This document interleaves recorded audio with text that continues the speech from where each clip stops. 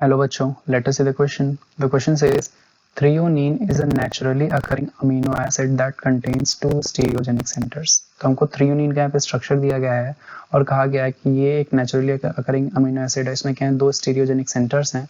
Then हमसे यहाँ पे तीन क्वेश्चन पूछे गए हैं. फर्स्ट क्वेश्चन क्या है, label the two stereogenic centres in threonine के जो थ्रियोनिन का स्ट्रक्चर है इसमें हमको दो स्टीरियोजेनिक सेंटर्स बताने हैं. देन कहा गया है draw all the possible stereoisomers and assign R S configuration to each isomer. फिर इसमें जितने भी आइसोमर्स होंगे पॉसिबल उसको हमें ड्रॉ करना है और सबकी हमको कॉन्फ़िगरेशन बतानी है स्टीरियो सेंटर्स की. एंड देन कहा गया है कि only 2s3r isomer of threonine occurs in the nature. Numbering begins at the COOH group. Which isomer in part B is naturally occurring? तो फिर कहा गया है कि थ्रियोनिन का सिर्फ और सिर्फ 2s3r जो आइसोमर होता है, यानी एक कार्बन जो हमारा होगा, सेकंड कार्बन होगा वो s कॉन्फ़िगरेशन अटेन करेगा और थर्ड कार्बन जो होगा वो r कॉन्फ़िगरेशन अटेन करेगा, एब्सोल्यूट कॉन्फ़िगरेशन. वही आइसोमर जो होता है थ्रियोनिन का वही नेचर में आकर करता है. तो हमसे पूछा गया कि इसमें जो बनेंगे उसमें से कौन सा ये वाला करस्पॉन्ड करेगा. ठीक है बच्चों, स्टार्ट करते हैं सबसे पहले कि हमसे पूछा गया यहाँ पे क्या स्टीरियोजेनिक सेंटर्स. स्टीरियोजेनिक सेंटर्स क्या होते हैं, जो कायरल सेंटर्स होते हैं किसी मॉलिक्यूल में, जो कायरल सेंटर्स होते हैं, ठीक है ना, इन्हीं को हम स्टीरियोजेनिक सेंटर्स भी कहते हैं. इन्हीं को स्टीरियोजेनिक सेंटर्स कहा जाता है. कायरल सेंटर्स क्या होते हैं, हम बोलें क्या कि कोई भी अगर कार्बन है, कार्बन हैविंग, कार्बन की चार वैलेंसीज होते हैं और चारों वैलेंसी अगर डिफरेंट ग्रुप से ग्रुप एटम से अगर सेटिस्फाइड होते हैं तो वो क्या होता है कायरल सेंटर का फॉर्मेशन करता है. ठीक है, तो वहाँ पे क्या होता है फिर अलग अलग ज्योमेट्रीज पॉसिबल हो जाती हैं, इसीलिए उसको स्टीरियोजेनिक सेंटर बोला जाता है. वहाँ पे अलग अलग स्टीरियोकेमिस्ट्री पॉसिबल हो जाती है. तो carbon having all of its valencies satisfied by different atoms or group of atoms. ठीक है बच्चों, ये तो स्टीरियोजेनिक सेंटर्स की बात हो गई. तो अगर हम थ्रियोनिन की बात करें, जो थ्रियोनिन को यहाँ पे ड्रॉ करके दिया गया है, स्ट्रक्चर बताया गया है COOH एंड CH COH, इधर क्या है हमारे पास NH2 है एंड यहाँ पे क्या है H है एंड यहाँ पे फाइनली CH3 है. ठीक है, तो इसमें अगर बात करें स्टीरियोजेनिक सेंटर कौन कौन से होंगे, तो अगर हम बात करें कार्बन 1 है हमारा, this is carbon 2, this is carbon 3 and this is carbon 4. First carbon पे यहाँ पे देखें तो यहाँ पे COO बॉन्ड प्रेजेंट है और एक हमारा OH बॉन्ड प्रेजेंट है. हमने कहा था चारों वैलेंसीज अलग अलग होनी चाहिए, तो इसमें तो नहीं होगा. सेकंड कार्बन में देखें तो एक कार्बन पे एक ग्रुप हमारा एक जो वैलेंसी वो COOH से प्रेजेंट है, दूसरी क्या है हाइड्रोजन है, तीसरी पे क्या है NH2 है, चौथी पे यहाँ पे क्या है ये पूरा ग्रुप है. यानी कि इसमें क्या है, ये जो कार्बन है सेकंड कार्बन है इसमें 4 डिफरेंट वैलेंसीज लगी हुई, तो ये हमारा क्या हो जाएगा एक स्टीरियोजेनिक सेंटर हो जाएगा, यानी कि सेकंड कार्बन हो गया. इसी तरह थर्ड कार्बन में देखेंगे तो वहाँ पे हमको चारों अलग अलग ग्रुप्स दिखाई देंगे, तो ये भी हमारा क्या हो जाएगा स्टीरियोजेनिक सेंटर हो जाएगा. वहीं अगर फोर्थ कार्बन की बात करेंगे तो यहाँ पे 3 हाइड्रोजन सेम है, तो स्टीरियोजेनिक सेंटर नहीं होगा. तो यानी कि जो फर्स्ट पार्ट था कि हमको लेबल करना था स्टीरियोजेनिक सेंटर्स इन थ्रियोनिन, वो तो हमने यहाँ पे कर लिया है. ये ए पार्ट था स्टीरियोजेनिक सेंटर्स इन थ्रियोनिन. ठीक है ना बच्चों, ये तो कंप्लीट हो गया फर्स्ट पार्ट. अब बात करते हैं सेकंड की. सेकंड में कहा गया है, सेकंड पार्ट की बात करें, सेकंड पार्ट में कहा गया कि draw all the possible stereo isomers and assign RS configuration to each other. तो हमने कहा यहाँ पे कितने इसके आइसोमर्स बनेंगे, तो अगर हम बात करें यहाँ पे क्या कि नंबर ऑफ स्टीरियो आइसोमर्स कैसे फाइंड करते हैं, total number of stereo isomers find करने के लिए क्या करते हैं, इसका फॉर्मूला जो होता है 2 पावर n, जहाँ पे n क्या होते हैं नंबर ऑफ स्टीरियोजेनिक सेंटर्स. ठीक है, तो इस क्वेश्चन में क्या है कितने नंबर ऑफ स्टीरियोजेनिक सेंटर्स हैं 2 है, तो n की वैल्यू 2 हो जाएगी. देयरफॉर यहाँ पे क्या हो जाएगा टोटल नंबर ऑफ जो स्टीरियो आइसोमर्स होंगे कितने हो जाएंगे वो 4 होंगे. तो यहाँ पे 4 के 4 अगर यहाँ पे स्टीरियो आइसोमर्स बनाए हैं तो कैसे बनेंगे यहाँ पे देख लेते हैं बच्चों. इसको अगर हम क्या करें इसको हम जो है एक चेन के फॉर्म में अगर बनाते हैं यहाँ पे, तो कैसा बनेगा हमारा 4 कार्बन है हमारे पास, 4 कार्बन की चेन कैसे बनेगी 1 2 3 4 हो गया ना. अब यहाँ पे क्या है एक कार्बन पे CH, ये हमारा कार्बन 1 है, मतलब इसको मैंने कार्बन 4 माना है, 3 देन 2 देन 1. 1 कार्बन में क्या है COOH ग्रुप प्रेजेंट है यहाँ पे, तो C double bond O single bond OH. ठीक है, सेकंड कार्बन पे क्या प्रेजेंट है यहाँ पे NH2 प्रेजेंट है, NH2 प्रेजेंट है और यहाँ पे क्या प्रेजेंट है, OH प्रेजेंट है। तो ये हमारा क्या हो गया, ये हो गया थ्रीओनिन का स्ट्रक्चर। अब इसमें हमने क्या देखा कि एक तो ये स्टीरियोजेनिक सेंटर है और एक ये स्टीरियोजेनिक सेंटर है, यानी कि इसके अराउंड यहाँ पे क्या होगा, इनकी जो वैलेंसी होगी, यहाँ पे एक हाइड्रोजन भी प्रेजेंट होगा ना, एक यहाँ पे हाइड्रोजन प्रेजेंट होगा, ये हमारा क्या है, मेथिल ग्रुप है। तो अब इस कार्बन, इन दोनों कार्बन की क्या होगी, यहाँ पे इनका जो कॉन्फ़िगरेशन होगा वो डिफरेंट हो सकता है, क्योंकि ये स्टीरियो सेंटर्स हैं। तो अगर इन्हीं के अकॉर्डिंग यहाँ पे क्या होता है, 4 हमको अलग अलग कॉन्फ़िगरेशंस वाले आइसोमर्स मिलेंगे। अगर बात करें यहाँ पे फर्स्ट, अगर मैं बनाऊं यहाँ पे, तो कैसे बन जाएगा हमारा,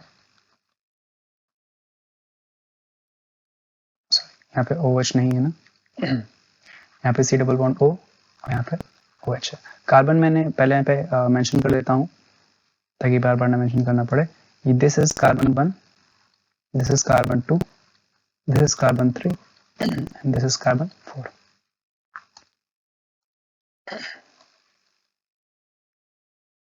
दिस इज कार्बन 4, ठीक है ना बच्चों। तो ये 4 कार्बन हो गए यहाँ पे, ये इसको मैं अच्छे से मेंशन ही करता हूँ। This is 1, this is 2, this is 3 and this is 4। तो अब यहाँ पे क्या होगा कि फर्स्ट केस हम ये ले लेते हैं कि यहाँ पे जो OH ग्रुप लगा हुआ है, जो OH ग्रुप लगा हुआ है वो अबव द प्लेन है, और यहाँ पे जो NH2 ग्रुप लगा हुआ है वो भी क्या है, अबव द प्लेन है। पहला केस तो हमारा ये बन जाएगा। तो अगर OH अगर अबव द प्लेन होगा तो यहाँ पे जो हाइड्रोजन प्रेजेंट होगा वो कहाँ होगा, बेलो द प्लेन चला जाएगा। वो कहाँ चला जाएगा, बेलो द प्लेन चला जाएगा। ऐसे यहाँ पे जो हाइड्रोजन प्रेजेंट होगा वो भी क्या हो जाएगा, बेलो द प्लेन चला जाएगा। अब जब इसकी नंबरिंग करेंगे यहाँ पे क्या है, मेथल ग्रुप प्रेजेंट है ना। अब जब यहाँ पे क्या होता है कि हम क्या करते हैं, जो भी कार्बन होता है उसके जो 4 वैलेंसीज होती हैं उनको हम प्रायोरिटीज देते हैं 1, 2, 3 और 4 के अकॉर्डिंग, ठीक है ना। फर्दर क्या होता है, फिर हम क्या करेंगे, यहाँ पे 1 से हमेशा 3 की ओर जाते हैं। 1 से 3 की ओर जाने पर अगर हम क्या कर रहे हैं, यहाँ पे अगर एंटी क्लॉकवाइज हम मूव करते हैं, किस डायरेक्शन मूव करते हैं, अगर एंटी क्लॉकवाइज डायरेक्शन मूव करते हैं तो हमारा जो कॉन्फ़िगरेशन होगा उस कार्बन का वो रहेगा क्या, आर रहेगा, सॉरी वो क्या रहेगा, एस रहेगा। वहीं अगर हम क्लॉकवाइज डायरेक्शन में मूव करते हैं, अगर 1 से 3 की ओर, अगर हम क्या करते हैं क्लॉकवाइज डायरेक्शन में मूव करते हैं तो जो कॉन्फ़िगरेशन होगी उस कार्बन की वो क्या हो जाएगी, एस हो जाएगी, सॉरी आर हो जाएगी। और यहाँ पे एक बात का ध्यान रखेंगे कि इस तरह मूव करते समय जो फोर्थ वैलेंसी है, फोर्थ वैलेंसी जो होगी, this must be on dash, this must be, fourth valency must be on dash, dash यानी कि बेलो द प्लेन, डैश यानी कि जो मैंने ऐसे बॉन्ड से रिप्रेजेंट किया है, ठीक है ना। तो अगर ऐसा होता है तो यहाँ पे क्या होगा, एंटी क्लॉकवाइज के लिए एस कॉन्फ़िगरेशन रहेगा, क्लॉकवाइज के लिए आर होगा। बट अगर क्या होता है, जो फोर्थ वैलेंसी है वो वेज पे आ जाती है तो फिर एंटी क्लॉकवाइज का आर हो जाएगा और क्लॉकवाइज का एस हो जाएगा, इसका अपोजिट हो जाएगा, ठीक है बच्चों। तो यहाँ पे हम देखते हैं, हमने पहले हम चारों बना लेते हैं यहाँ पे, फिर उनको हम कॉन्फ़िगरेशन भी उनका बता देंगे। देन अगर सेकेंड केस यहाँ पे क्या बनेगा, सेकेंड केस बनेगा हमारा क्या, यहाँ पे OH। अब यहाँ पे क्या हो सकता है, सेकंड में हमने कहा यहाँ पे जो OH हमारा वो बेलो द प्लेन चला जाए, यानी डैश पे आ जाए, ये OH हो जाए। और यहाँ पे जो प्रोटॉन था, हाइड्रोजन जो प्रेजेंट था वो कहाँ पे आ जाएगा, अबव द प्लेन आ जाए, ठीक। और जो NH2 है वो एज इट इज अभी भी सेम रहे। यहाँ पे क्या हो जाएगा, this is NH2 and this is H। इसी तरह थर्ड हमारा क्या बनेगा, थर्ड में क्या है, हम अज्यूम कर लें कि दोनों ही जो बेलो द प्लेन हो जाते हैं, OH में हमारा बेलो द प्लेन आ जाएगा, जो NH2 है वो भी क्या हो जाए, बेलो द प्लेन ही आ जाए। यहाँ पे क्या होगा, हाइड्रोजन ऊपर रहेगा अबव द प्लेन, और यहाँ भी हाइड्रोजन रहेगा क्या, अबव द प्लेन। यहाँ पे OH, COOH प्रेजेंट है। और फोर्थ हमारा क्या बनेगा, फोर्थ में इधर ड्रॉ कर देता हूँ यहाँ पे। फोर्थ में क्या होगा, फोर्थ में यहाँ पे अज्यूम कर लें कि जो क्या हो जाए, यहाँ पे NH2 हमारा क्या रहे, बेलो द प्लेन ही रहे,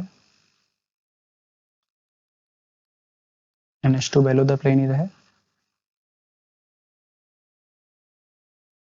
बट यहाँ पे क्या हो जाए, जो OH हमारा है वो कहाँ जाए, अबव द प्लेन आ जाए, वो हमारा कहाँ जाए, OH जो है वो अबव द प्लेन आ जाए, ठीक है ना बच्चों। ये हमारे 4 केसेस बन जाएंगे, जो 4 पॉसिबल आइसोमर्स की बात हो रही थी यहाँ पे। अब हमें क्या करना है, इनके हमको एब्सोल्यूट कॉन्फ़िगरेशन निकालने हैं जो स्टीरियो सेंटर्स मैंने जनरेट किए हैं यहाँ पे। एक तो ये हमारे पास है ना, इनका कॉन्फ़िगरेशन फाइंड आउट करना है एंड सिमिलरली यहाँ पे हम इनका भी फाइंड आउट करेंगे। तो रूल हमने बता दिया आपको कि हम क्या करेंगे, यहाँ पे प्रायोरिटीज को डिफाइन करेंगे। एक मैं जो यहाँ पे सॉल्व करके दिखा देता हूँ आपको कि जैसे ये कार्बन है, इस कार्बन से यहाँ पे क्या लगा हुआ है, ऑक्सीजन लगा हुआ है, इधर क्या लगा हुआ है, कार्बन लगा हुआ है, इधर भी कार्बन लगा हुआ है, इधर भी हाइड्रोजन लगा हुआ है। तो कार्बन जो भी एटम होगा उसका जितना ज्यादा एटॉमिक नंबर होगा उसको हायर प्रायोरिटी दी जाती है, मतलब उसको 1 दिया जाएगा। तो ऐसे कार्बन से क्या जुड़ा है, ऑक्सीजन जुड़ा हुआ है, तो ये 1 हो जाएगा। देन आगे देखें, इस कार्बन से इधर भी कार्बन जुड़ा हुआ है, इधर भी कार्बन जुड़ा हुआ है, तो अगर यहाँ पे सब सेम हो जाएंगे तो हम नेक्स्ट चेन पे बढ़ेंगे। तो अब क्या हुआ यहाँ पे, इस कार्बन से तो 3 हाइड्रोजन जुड़े हुए हैं यहाँ पे, ठीक है ना। बट अगर देखें इस कार्बन से तो यहाँ पे नाइट्रोजन जुड़ा हुआ है, तो यानी कि इसकी हायर प्रायोरिटी होगी, तो ये हो जाएगा सेकंड एंड ये हो जाएगा थर्ड, और बचेगा जो लास्ट हो जाएगा वो फोर्थ हो जाएगा। तो हमें क्या करना है बच्चों, यहाँ पे 1 से 3 की ओर मूव करना है 2 को क्रॉस करते हुए। तो यहाँ पे क्या हो जाएगा, 1 2 3 हो जाएगा, ऐसे मूव करेंगे। अब ये जो मोशन होगा ये कैसा होगा, एंटी क्लॉकवाइज होगा ना, सॉरी ये कैसा है, ये क्लॉकवाइज है, ये कैसा है, दिस इज क्लॉकवाइज मोशन। और जब क्लॉकवाइज होगा, और हमने क्या कहा था, जो फोर्थ वैलेंसी कहाँ पे होनी चाहिए, डैश पे होनी चाहिए। तो क्लॉकवाइज अगर है और जो है फोर्थ वैलेंसी भी डैश पे है, तो क्या होगा, हमारा कॉन्फ़िगरेशन है क्या रहेगा, आर हो जाएगा ना। तो यानी कि इसकी कॉन्फ़िगरेशन कितनी हो जाएगी, this will be R configuration. इसी तरह तो दूसरे कार्बन की बात करेंगे, तो दूसरे कार्बन में अगर हम देखें यहाँ पे, इस कार्बन में देखें तो यहाँ पे जब इसकी डिफाइन करेंगे तो इसमें क्या होगा, पहला हमारा कौन सा मिलेगा, पहला हमारा ये हो जाएगा NH2 हो जाएगा, ठीक है ना। देन सेकंड हमारा कौन सा मिलेगा, सेकंड हमारा होगा, इस कार्बन पे भी OH प्रेजेंट है, इस कार्बन पे भी O प्रेजेंट है, ठीक है ना। और इस पे क्या है, लेकिन इस पे दो ऑक्सीजन प्रेजेंट है, तो ये हो जाएगा सेकंड, ये हो जाएगा थर्ड, ये हो जाएगा फोर्थ। यहाँ भी जब देखेंगे 1 2 3 करेंगे क्रॉस, तो यहाँ पे क्या हो रहा है, एंटी क्लॉकवाइज डायरेक्शन है, ये क्या है, एंटी क्लॉकवाइज में घूम रहे हैं, तो ये एंटी क्लॉकवाइज है, ACW मींस एंटी क्लॉकवाइज, और एंटी क्लॉकवाइज है, फोर्थ वैलेंसी जो है वो डैश प्रेजेंट है, तो यानी कि इसका कन्फर्मेशन क्या हो जाएगा, S हो जाएगा, ठीक है ना बच्चों। तो इस तरह से हम जो है बाकी तीन आइसोमर्स में भी क्या करेंगे, कॉन्फ़िगरेशन हम फाइंड आउट करेंगे। तो इसको मैं यहाँ पे काफी क्लटर हो गया, तो इसको मैं इरेज कर देता हूँ यहाँ पे, फिर मैं इसको इसकी एब्सोल्यूट कॉन्फ़िगरेशन को यहाँ पे मेंशन कर दूंगा।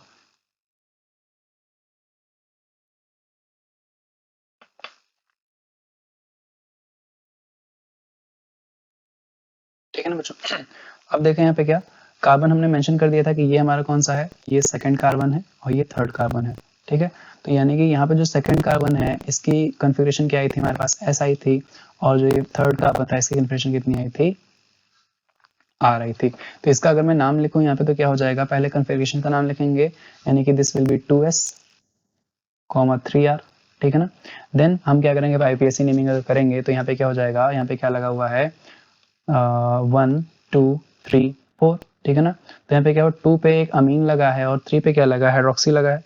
तो पहले हम अल्फाबेटिकल ऑर्डर में लिखेंगे, तो 2 पे अमीनो को पहले लिखना पड़ेगा, तो then this will be written like this, 2s3r, 2 amino and then 3 hydroxy, then क्या लगा है, 3 पे हाइड्रोक्सी ग्रुप लगा हुआ है ना, 3 हाइड्रोक्सी, एंड फाइनली क्या है, यहाँ पे 4 कार्बन है, 4 कार्बन के लिए क्या होता है, ब्यूटेन होता है, और ओइक एसिड हो जाएगा ना। तो this will B 3 hydroxy butanoic acid, 3 hydroxy butanoic acid, ठीक है। तो ये नाम हो जाएगा हमारा बच्चों इस फर्स्ट कंपाउंड का। इसी तरह क्या होगा, जो सेकंड कार्बन होगा, जो सेकंड आइसोमर है, जो थर्ड आइसोमर है, जो फोर्थ आइसोमर है, इसमें बस क्या होगा, कॉन्फ़िगरेशन जब चेंज होते रहेंगे, जो सेकंड और थर्ड कार्बन है, और बाकी जो IUPAC नेमिंग है, जो ये पार्ट हमारा है 2 अमीनो 3 हाइड्रोक्सी ब्यूटेनोइक एसिड, ये सब में सेम रहेगा। तो मैं सिर्फ यहाँ पे कॉन्फ़िगरेशंस को मेंशन करूंगा।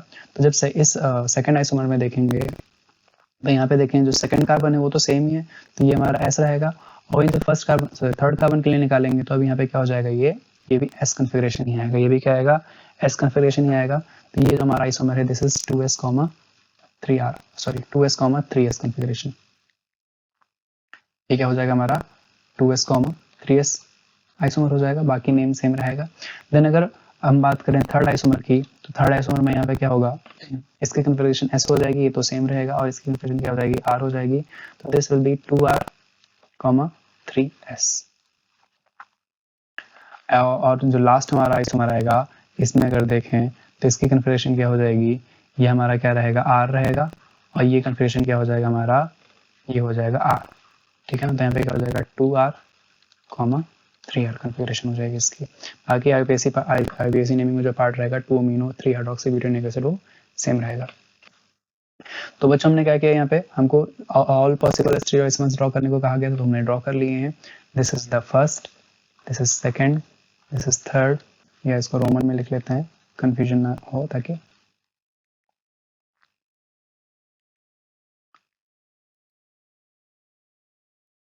ये हमारा फर्स्ट आइसोमर है, then this is second, this is third and this is fourth.